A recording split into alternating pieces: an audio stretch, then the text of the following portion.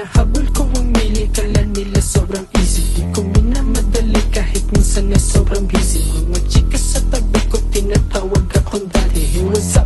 Yung babae mo gusto na magpa-fuck. Di siya bagay para sa'kin, kaya doon na siya